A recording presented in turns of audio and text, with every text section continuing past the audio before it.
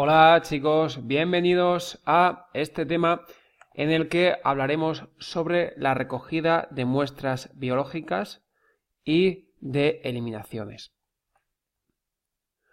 Hemos de decir que las muestras biológicas pueden ser entendidas como diferentes tipos de muestras. En primer lugar, pueden ser tejidos. Estos tejidos se estudian con el fin de realizar una biopsia. Una biopsia es una toma de un tejido en el cual éste se quiere analizar para comprobar, por ejemplo, si el paciente sufre una lesión cancerosa. Otro de los tejidos que vamos a poder extraer del paciente son las eliminaciones, es decir, todos aquellos productos de desecho que van a permitir hacer un estudio. En este caso tendremos que saber recogerlos. Estas eliminaciones son la orina, las heces, los esputos y el sudor. Una serie de fluidos por otro lado, van a estar en un primer momento dentro del paciente, no se van a eliminar y vamos a tener que extraerlos, como por ejemplo las lágrimas, la sangre, el líquido cefalorraquídeo, el líquido amniótico, leche materna o jugos digestivos. Concretamente vamos a aprender a extraer sangre y líquido cefalorraquídeo en este vídeo. Y con respecto a una serie de exudados, también va a ser otro tipo de muestra biológica, que son exudados que el paciente va a tener y que vamos a poder recoger y posteriormente podremos hacer un frotis sobre esto, ya sea exudados nasales, faringeos, conjuntivales, de la uretra o vaginales. Un frotis es una extensión del tejido a través de un porta o de un cristal para poder realizar un estudio posterior microbiológico. ¿Qué consideraciones principales tenemos que tener en cuenta a la hora de realizar cualquier tipo de estudio microbiológico de una muestra? En primer lugar, todas las muestras el médico las realizará por escrito. Necesitamos asepsia en nuestras operaciones, tanto a nivel propio, a nivel higiénico, como la utilización de un material estéril. Tenemos que usar un protocolo muy concreto y no serviría con usar lo que primero nos venga en gana, sino tenemos que coger y determinar una serie de protocolos establecidos de manera que no tengamos errores a la hora de hacerlo. Y las muestras tenemos que transportarlas lo antes posible porque pueden sufrir alteraciones y si se demora el transporte, estas muestras, en función del tipo de muestra, se deben conservar o no en unas determinadas condiciones. ¿Cuáles son las funciones del CAE? Principalmente en cada una de ellas. En primer lugar, debe de preparar todo el material. Debe preparar la zona del organismo para la toma de muestra, por ejemplo, desinfectándola con una solución antiséptica. Conocer la técnica de extracción y manipulación de esta muestra. Se deben etiquetar las muestras para que no se extravíen y transportar esta muestra al laboratorio. Con respecto a, por ejemplo, a una extracción de sangre, como ya hemos dicho, se debe hacer una prescripción adecuada por el médico. Esta prescripción debe incorporar los datos del paciente, los datos del número de historia clínica, cómo se llama el médico que lo ha prescrito, cuándo lo ha prescrito y una firma como que da que es fehaciente este documento que ha redactado. A partir de aquí se redactan, o sea, se imprimen automáticamente una serie de códigos de barras que posteriormente el CAE identificará o pegará sobre el bote o el tubo del ensayo de muestras. Es decir, ese código de barras, el CAE va a pegarlo para que no tengamos que escribir los datos específicos por ejemplo, de la sangre, sino es simplemente pegar ese código sobre el tubito y con eso sea suficiente. Y También tenemos que recoger en ese informe la prueba solicitada, la prueba que se solicita, y ese código también se recogerá, esa prueba se recogerá también en un código de barras que se debe incorporar a la muestra específica que tomemos. Pues otra serie de datos interesantes sería, por ejemplo, determinar la urgencia que requiere la prueba, los medicamentos que toma, etc. Aquí vemos un cuadro en el cual se recogen los datos del paciente y a partir de este cuadro primero, con los datos generales del paciente, se va a generar una serie de códigos de barras con sus datos que vamos a pegar en el tubo. Y otra serie de datos en los que vamos a ir, el facultativo va a ir marcando exactamente las pruebas que quiere, y a través de esas pruebas se genera otro código de barras que se va a pegar en el tubito donde vayamos a realizar la toma de muestras. Con respecto a la orina, vamos a empezar hablando de cada uno de los pasos. Ya no solamente basta con saber recoger una orina, sino cuando la recogemos tenemos que determinar cómo es este tipo de orina. La orina normalmente es clara, es una orina clara que no tiene, digamos, no está turbia en su interior. Una vez que la vemos al trasluz aparece como un líquido uniforme. Si estuviera turbia puede indicar que tenemos glucosa en la orina, proteínas en la orina, bacterias en la orina, sangre en la orina o leucocitos.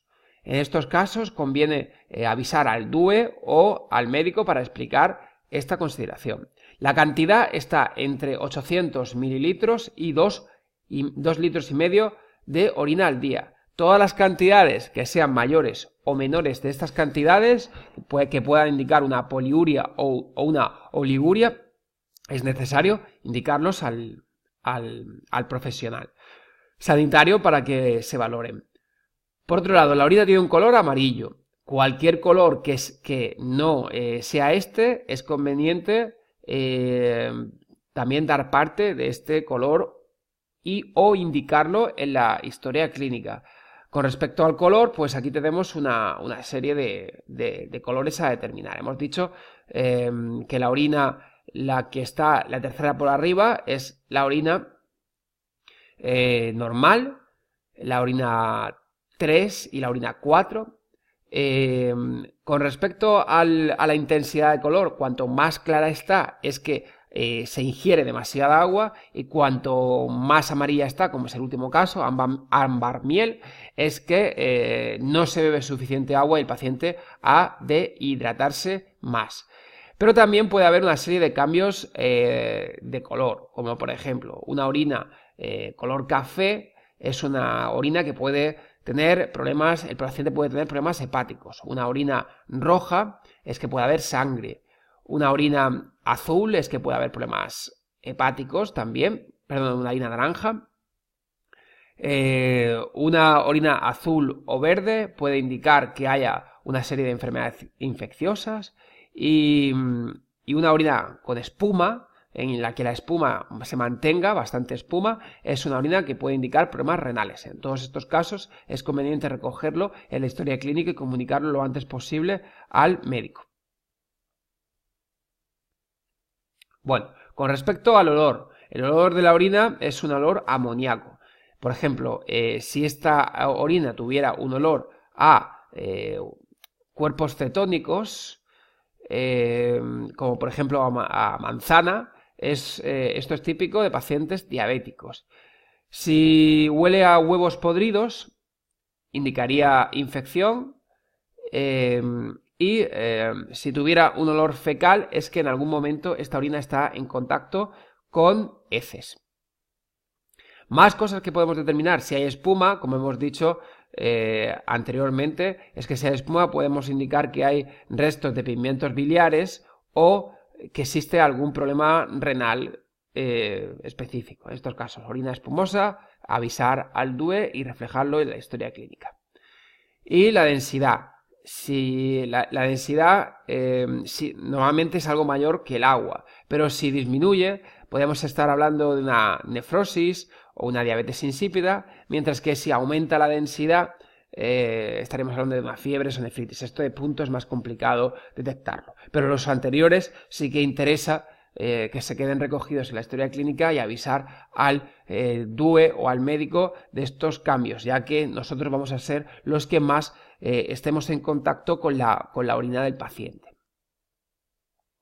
¿Qué hay que hacer para tomar un estudio de una muestra de orina? Pues en primer lugar se debe de preparar todo el material. Nos lavamos las manos, nos ponemos guantes y le explicamos al paciente lo que se debe hacer.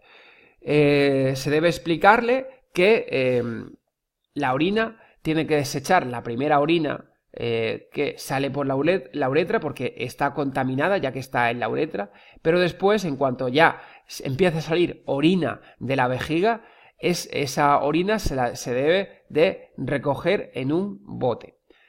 Si por lo que sea el paciente no se levanta, lo que hacemos es recoger la orina con una botella, como ya vimos en temas anteriores, y si el paciente presenta un sondaje vesical, ahora veremos lo que hacer.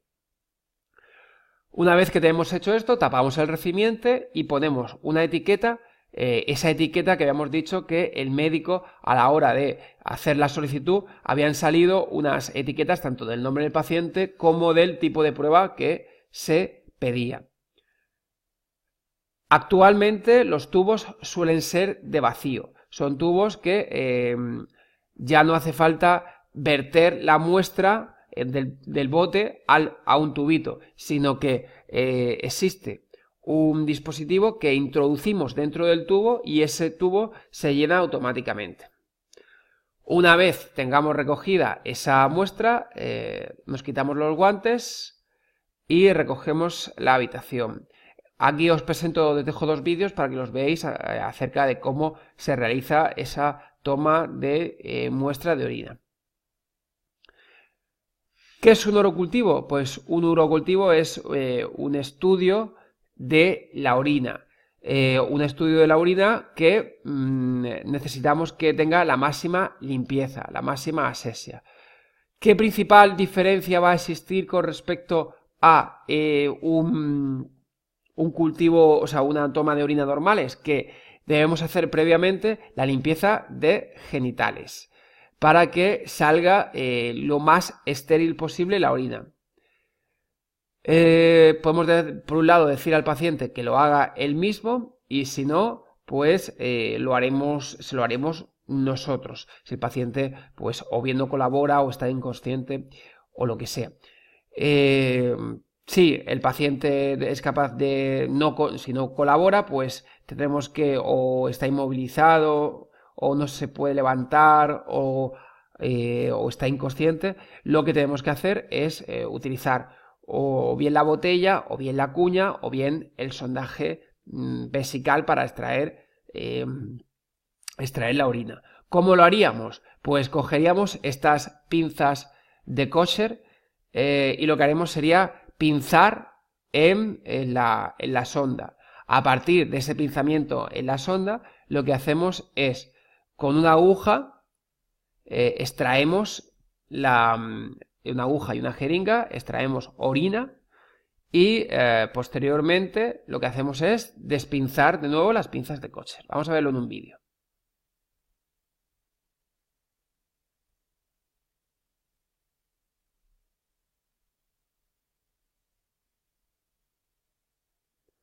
Bueno, aquí nos están diciendo el material que hace falta y vamos a irnos ya a la parte más concretamente del vídeo.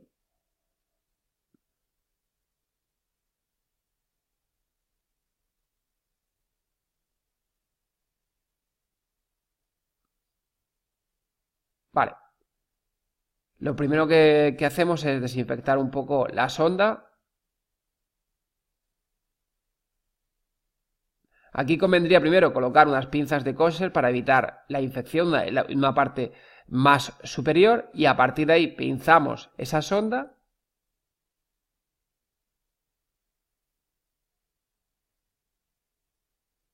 y extraemos la orina. Siempre recordar que sería conveniente eso, colocar unas pinzas de coser para que cerremos el paso del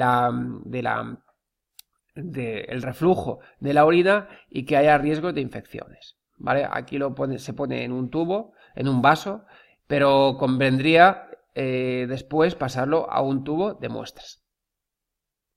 Bien, pues seguimos.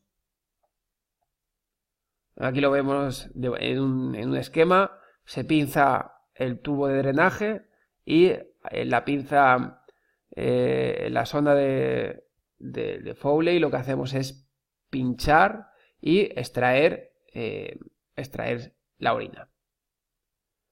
Otra de las pruebas que podemos hacer es el control de la diuresis, es decir, la cantidad de orina que recoge el paciente o bien en 12 horas o bien en 24. Normalmente, cuando son de 12 horas, lo que se le pide es al paciente que a partir de las 8 de la noche se recoja en un bote toda la orina que realiza hasta las 8 de la mañana. Mientras que en 24 horas lo que se pide es que desde primera hora de la mañana, desechando la primera orina, hasta el final de la mañana del día, o sea, hasta el principio de la mañana del día siguiente, es decir, en total 24 horas, recoja toda la orina que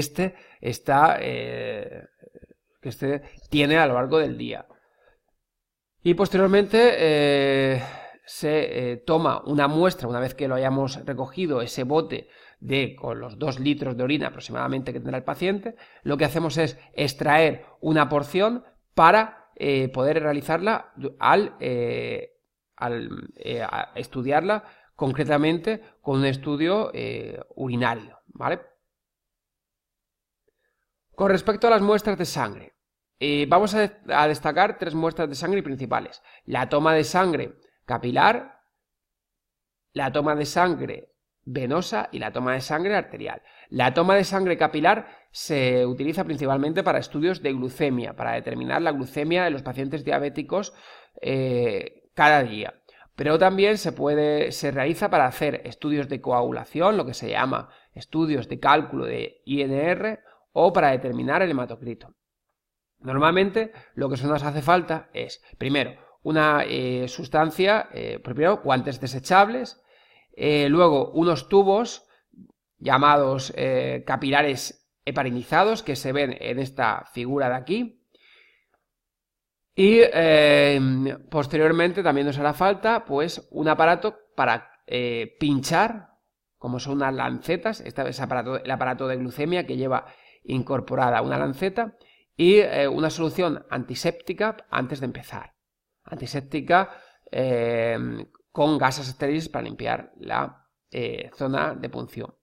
Nos lavamos las manos y nos ponemos guantes. Explicamos lo que se va a hacer. Normalmente en los adultos se utiliza el pulpejo de los dedos. Entonces lo primero que hacemos es masajear ligeramente la zona para que llegue la irrigación a la zona donde vamos a pinchar.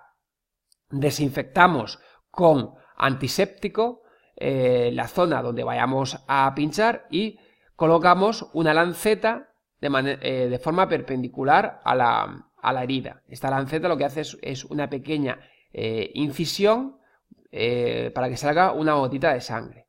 Entonces lo que hacemos es, una vez hayamos hecho esa perforación, esa microperforación en el pulpejo del dedo, lo que hacemos es apretar para que salga esa gotita de sangre. Esa primera gotita lo que vamos a hacer es desecharla porque puede estar contaminada. Y lo que vamos a hacer es coger las siguientes gotas. Con respecto al aparato de glucemia, lo que hacemos es untar una tira que este tiene y lo que hace es determinando la glucemia en ese momento. Mientras que lo que hacemos para los estudios de coagulación es coger un capilar heparinizado, como son estos que os he marcado aquí, y lo que haces es el capilar se va llenando por capilarización, valga la redundancia, se va llenando y nos servirá para hacer el estudio más concretamente.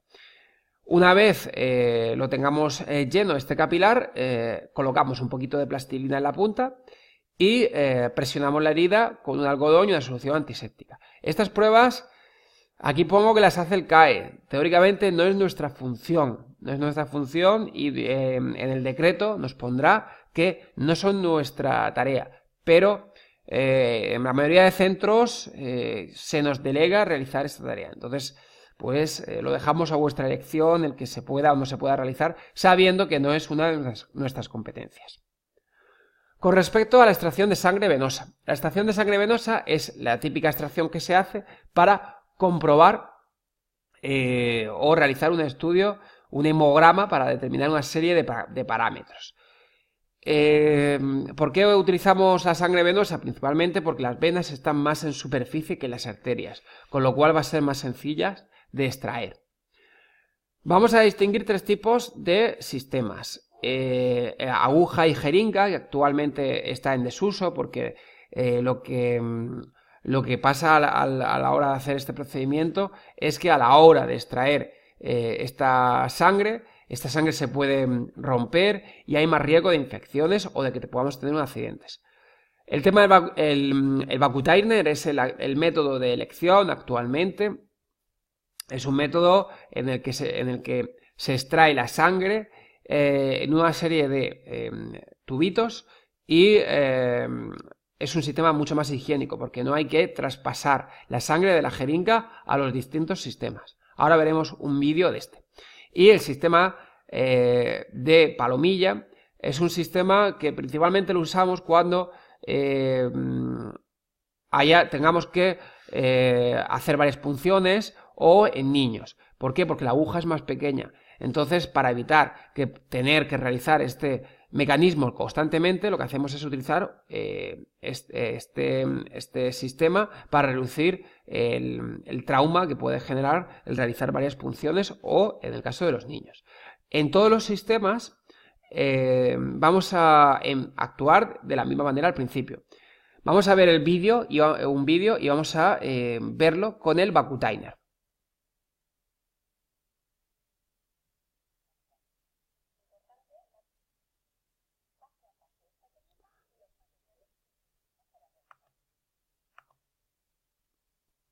Bueno, pues vamos a hacerlo un poquito más pequeño.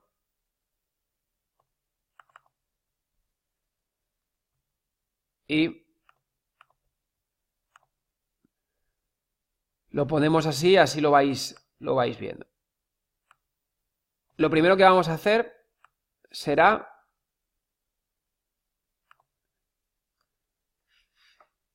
lavarse las manos y ponerse los guantes y preparar todo este material. Aquí vamos a darle un poquito hacia atrás y vamos a ver todo el material que tenemos. Vale, aquí lo vemos más claramente todo. Tenemos un compresor para que la sangre se concentre, el retorno venoso no prospere y se pueda ver haya más sangre en las venas y se pueda dilucidar donde está la zona a pinchar. Aquí tenemos el sistema de Vacutainer, que ahora hablaremos. Este sería el sistema que está en desuso, el sistema de aguja con jeringa, y este sería el sistema de palomilla. Es un sistema más lento, pero que en el caso de que hemos dicho en niños o en pacientes que vayamos a colocar varios pinchazos sería el ideal. Aquí tenemos guantes estériles, tiritas para después, para evitar que sangre y que salga un hematoma. Aquí tendríamos una serie de gasas estériles y los tubos de recogida de muestras. Aquí se ven los tres sistemas, el sistema de palomilla, el sistema de aguja y jeringa.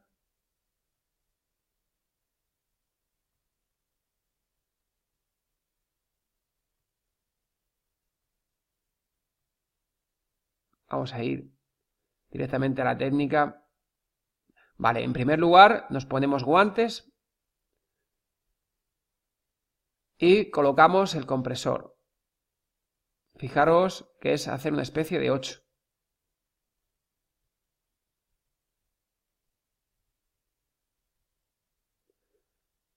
Más o menos la sangre se toma en la arteria humeral. por lo cual tenemos que comprimir por encima del hombro. Vamos palpando, buscando dónde está la arteria. En el momento que encontremos la arteria, lo que tenemos que hacer es estirar la piel. Aquí no se ve muy bien, pero tendríamos que estirar en esta zona de aquí para permitir que la vena se mantuviera en una posición determinada y no se moviera. Hemos limpiado con una solución antiséptica y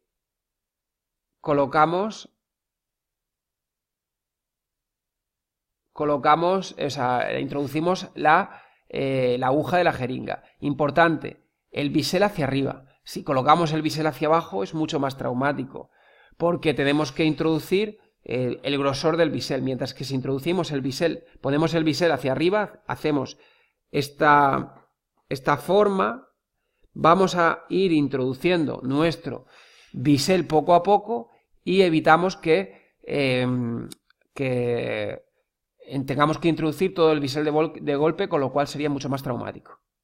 Y aquí vemos ya cómo estamos introduciendo los tubos, con lo cual no tendremos que ir pasando la sangre posteriormente de la jeringa a los tubos. Este es el sistema, como hemos dicho, que se usa actualmente. Una vez que hayamos extraído la sangre, soltamos el compresor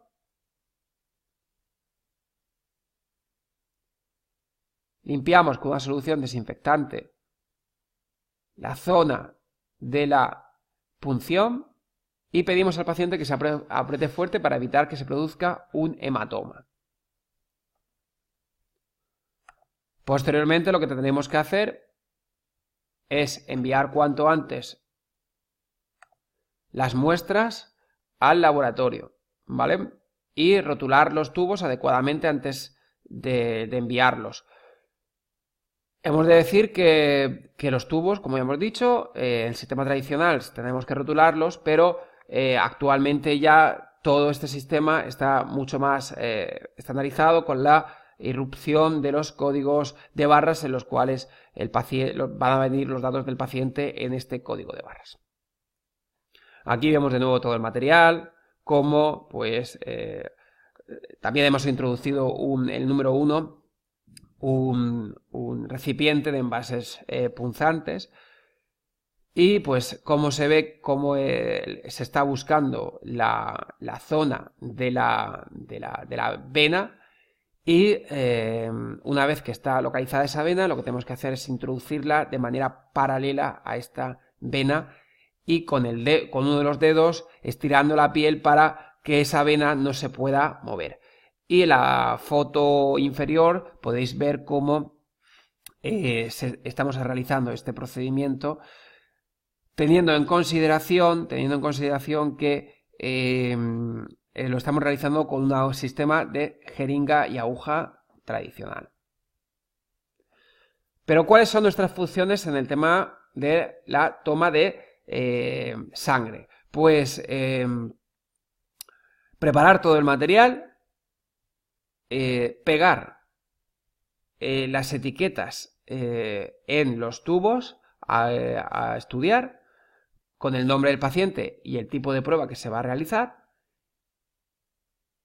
colaborar en la preparación, en la preparación de la zona donde se va a realizar la extracción y envío de las muestras lo antes posible al laboratorio. La toma de sangre arterial. La toma de sangre arterial es un tipo de estudio que se utiliza para ver cómo está de oxigenada la sangre de nuestro cuerpo. Y para eso lo que tenemos que hacer es buscar las arterias. Las arterias son vasos sanguíneos que están mucho más profundos, con lo cual va a ser mucho más complicado su extracción. Para esto, ¿qué nos hace falta? Pues nos hace falta una jeringa y una aguja. Pero además a veces nos hace falta anestésico porque las arterias están muy profundas y necesitamos primero anestesiar la zona. Vamos a explicar el procedimiento paso a paso. Se prepara el material, se explica al paciente aquello que se va a hacer y colocamos el brazo descubierto y apoyado.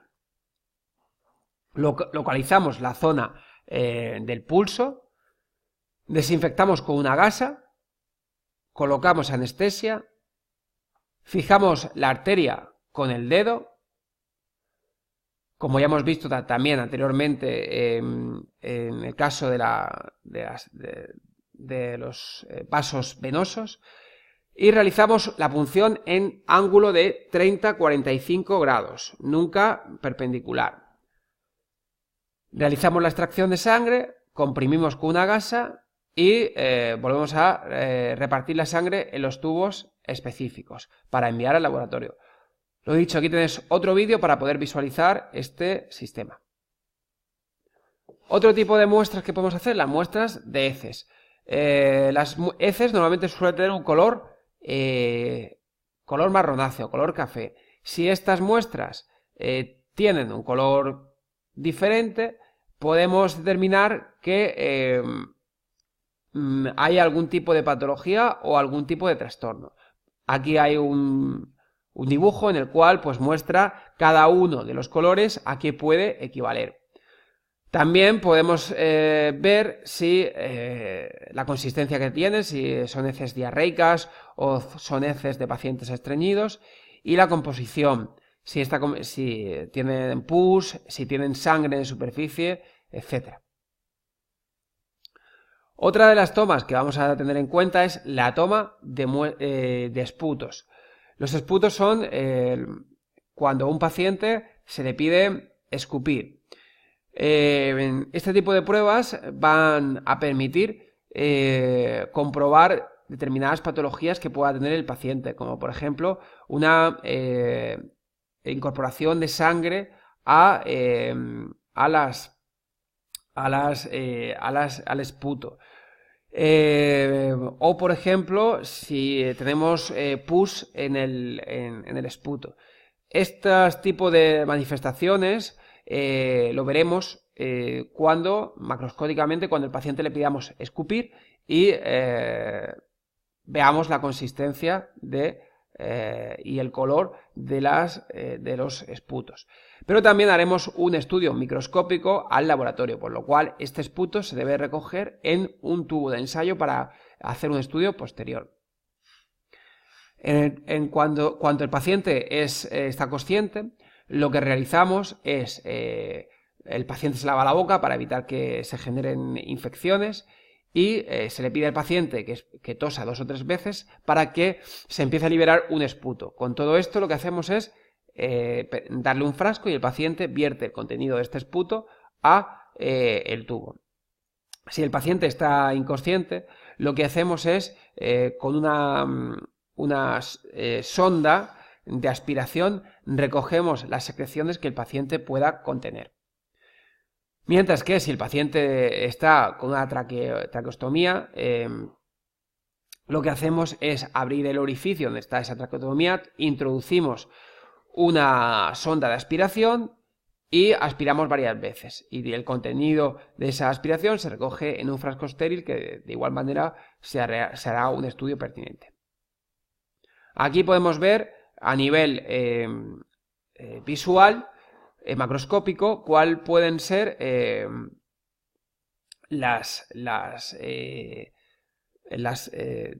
anomalías más frecuentes que podemos encontrar en el esputo. Podemos encontrar sangre, lo que se llama hemoptisis, o podemos encontrar líquidos purulentos cuando aparece saliva, esputos de un color más azulado o verdoso. Y aquí podemos encontrar pues una saliva también de un color más homogéneo. Aquí tenemos el aparato para tomar una traqueotomía, el aparato que tenemos que realizar para hacer la succión de las secreciones y una válvula, y aquí también podemos ver cómo se realiza esta traqueotomía en pacientes perdón, una extracción en el caso del que el paciente esté con una traqueotomía, ¿vale? Se extrae estas secreciones a través de esta cánula y posteriormente cogemos una muestra de estas secreciones. La toma de muestras de líquido cefalorraquídeo. Este tipo de muestras, nuestra función únicamente será la de apoyo, la de preparar de todo el material. Este tipo de muestras se realizan para hacer una punción en la zona lumbar, aproximadamente entre L3 y L4, de manera que podamos determinar si el paciente tiene estas infecciones o estos daños neurológicos que marco aquí. ¿Qué nos hace falta? Pues nos hace falta tener una serie de guantes, concretamente en este caso sean guantes estériles, un paño quirúrgico que colocaremos en la espalda del paciente. El paciente debemos de posicionarlo en decúbito lateral, más concretamente, después de colocarlo en decúbito lateral, lo colocaremos en posición fetal, como indica aquí. Vamos a desinfectar la zona con un antiséptico y normalmente administramos anestesia local. Bueno, administramos. Va a ser el médico el que la administre y nosotros vamos a preparar todo el material adecuado.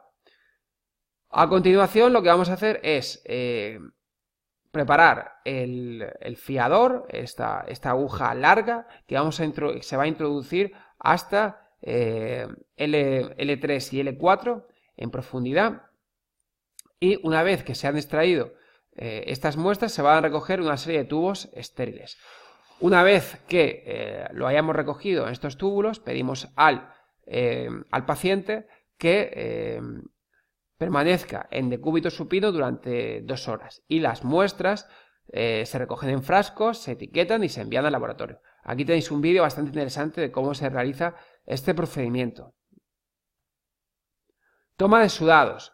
En este punto el CAE es el que debe preparar al paciente, debe ayudar con la muestra de toma de sudados y enviar al laboratorio para que se puedan realizar una serie de estudios microbiológicos para determinar si el paciente tiene alguna enfermedad infecciosa. ¿Qué nos harían falta? Pues una serie de guantes, antisépticos, gasas estériles y una serie de hisopos. Además, estos hisopos normalmente suelen ir incorporados a un tubo de identificación, de manera que únicamente tengamos que, una vez que acabemos, introducir el hisopo en su tubo de identificación y colocarle una etiqueta. Lo que tenemos que hacer es explicarle al paciente lo que se va a hacer, lavarse las manos, realizar una limpieza de la zona donde se vaya a realizar el exudado, tomar la muestra con el isótopo con movimientos circulares, introducir el tubo, introducir la muestra dentro del tubo y anotar las incidencias que hayamos podido detectar. ¿Dónde podemos realizar la toma de sudados? Por ejemplo, exudado nasal, introduciendo un hisopo en la nariz. Aquí lo vamos a ir viendo punto por punto. Aquí en el primer punto, aquí vamos a ir viendo cómo se introduce ese hisopo en la nariz. Una toma de exudado faríngeo, introduciendo el exudado al final de la cavidad bucal sin tocar la lengua ni las paredes de la boca, ¿vale? Como se ve en la segunda y tercera fotografía, que este punto de aquí, este punto de la zona faríngea y amigdalea, es la zona donde tenemos que introducir nuestro hisopo. En la conjuntiva, aquí se ve en la conjuntiva cómo tenemos que introducir, tenemos que coger y tocar con el hisopo la superficie del ojo para que se impregne de líquido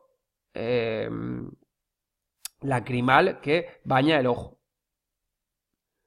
En el caso de infecciones óticas, lo que hacemos es introducir la torunda, el hisopo, dentro del oído para sacar ese exudado y poder analizarlo.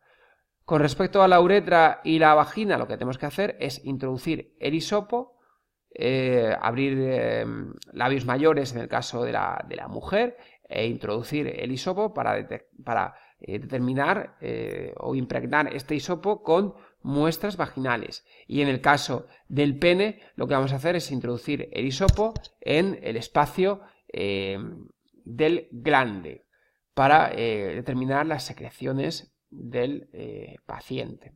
Y por último, en el caso de heridas, si estas heridas están muy sucias, lo que tenemos que hacer es limpiarlas ligeramente con una solución salina y ensuciar el hisopo, untar el hisopo por varias superficies de esta herida para un posterior análisis. Aquí os he dejado una serie de vídeos que sería interesante que vierais de cada uno de los puntos que vamos a tener que estudiar, ¿vale? A la hora de realizar una toma de sudados.